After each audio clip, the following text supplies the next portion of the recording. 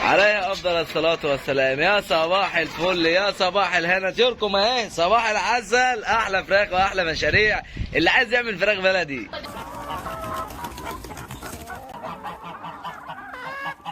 الفيديو النهارده عن الفراخ البلدي وبنوكلها ايه وبنحط لها ايه، والناس اللي بتقول يا امل انا عندي الطيور بتاعتي ما بتاكلش اي قشور، قشر مثلا بطاطس، قشر كوسه، قشر، عامله لهم بقى ايه جميع القشور. يعني عندكم جزر هتلاقوا عندكم خضروات، جرجير، رز، سمك، قشر برتقال، فلفل، كل حاجه. ما شاء الله، لا حول ولا قوة الا بالله. زي ما انتم شايفين كده اهو الطيور كده يا جماعة، ما شاء الله. اول ما شافت الاكل، انا بوسع لكم بس كده، اول ما شافت الاكل كلها بتهجم على بواقي الاكل. احلى مسا عليكم.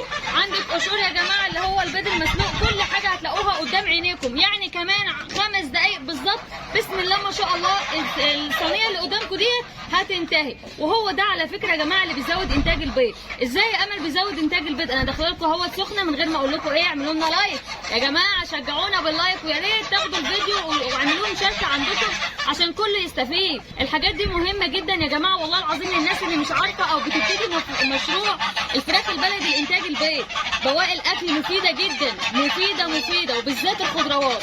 بيتعاركوا الرومي قدام عينينا، بيتعارك يا جماعه على الجرجير، وبيتعارك على الورق اللي هو الخيار والجزر والحاجات، وقشر البطاطس، كل ده موجود قدام عينينا مع الرز طبعا، والسمك اللي هو المشوي يا جماعه، الروس والبطن بتاعته. ما شاء الله الله اكبر. هتلاقي انتاج وفير من انتاج البيض عندك للفراخ البلدي.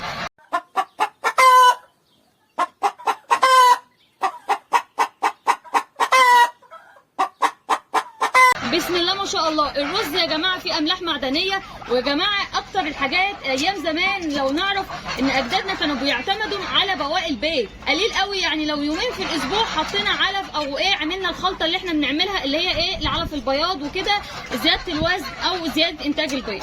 تمام يا حبايب قلبي. يعني طبعا يا جماعه لو عندك مثلا اي بواقي اكل خساره انك ترميها، بدل ما ترميها حطها لطيورك. تمام. اهم حاجه بواقي الاكل ان هي تكون صبحه. ازاي يا مصطفى تكون صبحه؟ يعني ما يكونش بات عليها اكتر من يوم. يعني هي بات عليها يوم، تاني يوم بتبدا انك تطلعها على طول لطيورك. لان انت لو ما طلعتهاش على طول للطيور بتاعتك، بطيورك يا جماعه من هنا بتبدا تتعب. لان طبعا الاكل بيكون حمض، والاكل لما بيحمض بيتعب معدتهم، وبيبدا يجيب لهم تقلصات وديدان في المعده وحاجات كده يا جماعه، والتنفسي كذا حاجه ربنا ما يكتبها علينا يا رب. فاحنا بنبدا نطلع طيورنا كده ونطلع الاكل يكون صابح، يعني اخره يكون بايت يوم، تاني يوم ببدا اللي انا اطلعه. تمام. بواقي الاكل ديت يا حبايبنا فيها عامل نجاح كتير وكبير جدا بالنسبه للطيور. يعني بفضل الله تعالى لو انت عندك طيورك ما بتبيضش ان شاء الله هتبيض، هتبقى كويسه. لو عندك طيورك فيها ديدان، فيها اي حاجه في معدتها، هتغير من بواقي الاكل. ما تقلقش، ما تقولش بواقي الاكل ممكن تتعب الطيور، لا بالعكس، كتر العلف هو اللي ممكن يتعب لك الطيور. فانت على قد ما تقدر ما تحطش علف كتير، وعلى قد ما تقدر النهارده توفر. النهارده شكاره العلف يا جماعه كده عامله 1025 جنيه، 1025 جنيه شكاره العلف. يعني ربنا يستر علينا وعلى الايام اللي جايه ديت، الله المستعان. تمام. بصوا يا حبايب قلبي بقى ايه الخضروات جرجير شغال، الفلفل الاخضر الروز بتاعته ما ترميهاش وحطها لهم هياكلوها. ما شاء الله فيتامين ممتاز ليهم، كالسيوم ممتاز ليهم، حاجات يا جماعه املاح معدنيه انت ذات نفسك مش هتعرفي تجمعيها في اللي هو العلف. لازم الحاجات دي بتساعد معاكي، بتوفر معاكي، بتوكلي كده وجبه بقى على الفطار ببلاش. والله العظيم يا جماعه بكلمكم بجد. طيب نخش يا جماعه على الاسئله بتاعتنا. والناس كتير بتسال عن الفراخ البلدي. يا امل الفراخ البلدي بتبيض امتى؟ متى تبيض الفراخ البلدي؟ بص يا جماعه الفراخ البلدي اول حاجه بتقعد عندك من عمر يوم. يعني انت لو جايبها من عمر يوم هتبدا تبشرك عندك من حد 3 شهور ونص. بتبدا ال3 شهور ونص بفضل الله على حسب تغذيتك في الفراخ ان هي تبشرك في البيت. طيب عايزها تبشر معاك بدري هتعمل ايه؟ هتعمل حاجه بس بسيطه خالص. هتبدا اللي انت توكل فراخك حلو، تعتني بيهم كويس، تحط لهم الاملاح المعدنيه بتاعتهم كويسه علشان ما يبقاش ناقصهم كالسيوم. ايه هي الاملاح المعدنيه؟ كيس هتجيبه ب 10 جنيه من عند الدكتور البيطري. يعني اي دكتور بيطري هتروح له هتجيب منه كيس املاح معدنيه ب 10 جنيه. ممكن يقعد عندك حوالي مثلا اسبوعين 3 شهر، تحط لهم منه كل يوم معلقه على الاكل. طيب الاحسن من الاملاح المعدنيه ويخلي الفراخ بتاعتك فيها غذاء وعنقود البيض يكمل بسرعه عند الفراخ البلدي هي بودرة البلاط. بودرة البلاط دي يا جماعة هتجيبها من عند اي حد بتاع اسمنت، اي حد ايا كان هو بتاع اسمنت جنبك، هتجيب منه شكارة بودرة بلاط هتعمل لها 30 كيلو ولا 40 كيلو ب 10 جنيه. يا مصطفى يا شكارة بودرة بلاط ب 30 كيلو ب 10 جنيه، والله العظيم ب 10 جنيه وما هيديلك اكتر من كده بجنيه. تمام. بودرة البلاط ديت ممكن تقعد عندك سنة، ممكن تقعد عندك سنه، تقعد تحط لهم منها كل يوم على اللي هي شكاره بودره البلاط. امل جابتها لكم اهي اللي انتوا شايفينها دي. يعني انا لما اخد مثلا معلقه كده يا جماعه بسم الله ما شاء الله واحط الطيور على الاكل، يعني ما شاء الله كده كله هيحدق وكله هياكل، وده التغذيه المطلوبه. احنا شايفين كيس اهو الاكل كان مليان قد ايه، دلوقتي كله هينتهي قدام عينيكم. بسم الله ما شاء الله. بودره البلاط يا جماعه شايفين الفراخ بتفترس فيها، بتموت فيها. بودره البلاط كويسه جدا وتحديق كويس جدا جدا جدا بالنسبه للطيور كلها، مش للفراخ البلدي بس، للطيور كلها. هي العامل الوحيد اللي بيسمي طيورك كويس واللي مناعتها قويه. ليه؟ لان بودره البلاط ديت بتكون عنقود البيض عند جميع الطيور. اذا كان وز عندك فهي بتكون عنده عنقود البيض كامل مكمل، لان هي بتديله التحديق اللي هو عايزها الكامله بتاعته اللي هو محتاجها منك. تمام.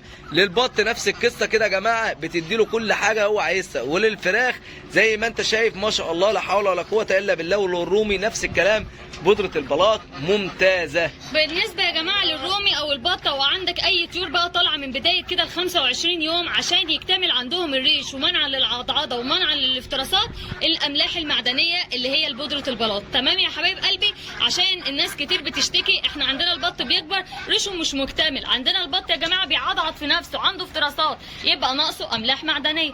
يبقى ادي اول معلومه عايزين نتكلم فيها. بص يا حبايب قلبي يا مصطفى، في ناس كتير بتتلخبط. هي الفراخ كلها عموما، الفراخ البلدي جميع انواع الفراخ البلدي بتبيض على 3 شهور ونص، ولا في انواع تانية؟ لا طبعا الساسو ده يا جماعه بيتاخر شويه، لكن انا بتكلم اللي 3 شهور ونص بيبدا يبشر معاك في البيت ده، اللي هو البلد الحر، اللي هو البلد الهجين، اللي هو الفيوم يا جماعه. اذا كان بقى الرز، اذا كان شركاسي، الحاجات دي كلها بتبدا من 3 شهور ونص ان شاء الله تبدا تبشرك بالبيت. 4 شهور لما تكتر خالص. تمام. لو غابت عن كده اعرف اللي انت بتوكلها من صغرها بواقي اكل ومعتمد عليه، فهو اصبحا ان كل بواقي الاكل يا جماعه اللي انت بتوكلها للفراخ مش هيكون عنقود البيض عندهم بدري. لكن من طبيعه الفراخ اللي انت بتوكلها من عمر يوم لعمر 45 يوم او 50 يوم علف، بس علف صافي، يعني من عمر يوم لعمر 50 يوم علف. اول يوم لعمر 25 يوم بتبدا علف ناعم تركيز 23% بالنسبه للفراخ البلدي. بعد 25 يوم لل 45 يوم يعني كمان 15 يوم بتبدا توكلهم علف تسمين خشن 21%. تمام. بعد كده بنبدا نشتغل على الخلطات، واللي ما شافش الخلطات مع مصطفى وامل يشرفنا على القناه، هيشوف اقوى خلطات بالنسبه للرومي والفراخ البلدي ولزياده انتاج البيض. حاجه كده بسم الله ما شاء الله هتبسطك ان شاء الله، وهنكون عند حسن ظنكم. بنبدا نشتغل بالخلطات ديت. هي الخلطات دي يا جماعه اللي بتسرع لنا الشغل عند الفراخ بفضل الله تعالى.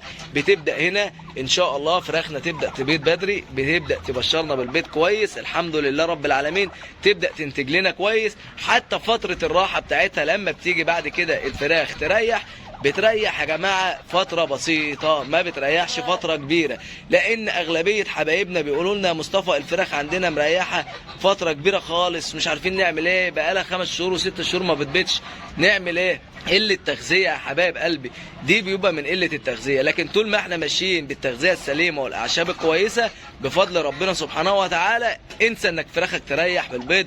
اكيد طبعا هيجي لها وقت وهتريح، بس ساعه ما هتريح لها شهر او مثلا 15 يوم 20 يوم، ده بالكتير خالص يا جماعه. تمام. يعني يا جماعه مصطفى جاب لكم المفيد، ان انت اهم حاجه التاسيس الفراخ من صغرها. اسست صح على اللي هو العلف التسمين نوع واحد، تستخدمه من اول الدوره لنهايه الدوره، ما شاء الله هتاخد الفراخ هتبقى بصحه كويسه.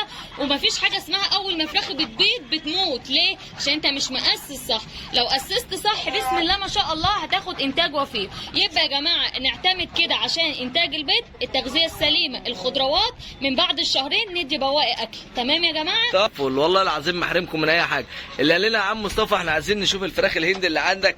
انا عندي يا جماعه السلاله اهيت الحمد لله، دي باخد منها معايا ديك ومعايا انتيتينهم. شايفين ما شاء الله من طبيعه مميزات الفراخ الهند يا حبايبنا، بتتميز بالطول والعرف اللي هو شبه التاج. شايفين الطول بسم الله ما شاء الله. انا عندي الطول العشه دي يا جماعه متر اهو، من اول هنا كده لحد فوق كده عاملها متر. يا رب يكون واضح معاكم، واضح معاكم كده يا جماعه. طول الديك بسم الله ما شاء الله معدي 60 سم بسم الله ما شاء الله. اكيد واضح لك كده يا جماعه اهو. طبعا لو قربت الديك ده حبايبنا سبحان الله عنده عيب خلقي مولود بيه، مولود اللي هو بعين وعين، بس ده طبعا انا كنت عارضه للبيع وبعد كده رجعت في بيعه ماشي. وبتاسف لكل اخواتنا لان انا فعلا الديك ده انتاجه طلع عندي كويس جدا وبينتج عندي سلالات ما شاء الله عليها. السلالات بتاعته كل اللي بياخد منها بيشكر فيها بفضل الله. انا كده بس حطيت لهم اكل علشان يسكتهم، علشان طبعا هيفضلوا مصدعيننا. الديك ده شراني جدا. طبعا تاني حاجه بتتميز بيها الفراخ الهندي بالشراسه يا جماعه. الشراسه ان ما ينفعش تحط ديكين هندي في مكان واحد مع بعض، هتطلع هتلاقي واحد فيهم ميت يا اما هتلاقي الاثنين ميتين من كتر الضرب في بعض. تمام، فخلي بالكم كل اللي عنده فراخ هندي بلاش تحط ديوك وتطلقوا مع بعض. ايه الهندي عشان اكبر غلط. تالت حاجه حبايبنا، لو الفرخه اللي قدامكم ديت راقده على البيض وطلعت كتاكيت بفضل الله كده، خلي بالك قوي وانت بتاخد من تحت منك كتاكيت وبتنقلها، علشان هتقطع ايديك وهتعضك وهتبهدلك. علشان ديت حاجه برضه تتميز بيها الفراخ الهندي، ان هي حنينه جامد جامد جامد جدا على البيض وعلى عيالها. يعني حنينه في الرقد وعلى عيالها.